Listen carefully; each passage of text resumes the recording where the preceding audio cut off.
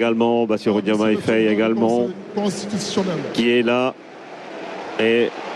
l'ovation de la salle. En réalité, waa Pastef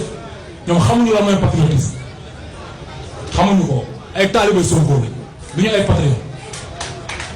te loolu dañ leen ko wax ngeen xam ko c'est très important. keroog bi ñuy def prestation de serment benn moment dañu wane Sonko ci écran géant bi président mi ngi toog ñu yuuxu Sonko gars yi xamuñu lan mooy patriotisme xamuñu ko. en fait dafa jot nag ngeen comprendre gis nga bracelet yi ak seen t-shirt yi ay Sonko moo Diomaye teg leen ko nee doy na mais ci kaw sénégalais yi xam ni Ousmane Sonko lañ la du yàlla du Serigne Touba du Serapha nit la politicien la xeex nañ nag dee tëdd si kaso yi def ne ba jox ko pouvoir bi nañ ko teg so on l'a à l'eau pour mu teg affaire yi ci axe. léegi beneen may gànnaaw ngeen baax ba lay bëgg mooy les cas de les détenus politiques là nga xam ñoo nekk sànq maa ngi dégg le gars naan les 18 balaa le 18 nañ leen bàyyi man je ne suis pas d'accord man dama ni ñoom bu ñu leen bàyyi xam nga man damay diggante ak ñoom bañ ne ma dañuy def grève de la faim ma ne leen du ngeen def grève de la faim bu leen ko def woor ba ngoon ñu def ay grève de la faim man du ma ko seetaan ñun suñu devoir la ñun ñu taxawu leen ñoom ma ne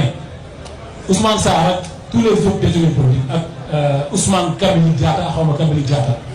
ñooñu ñu ngi si kaso bi quoi te ba léegi kenn bàyyiwu leen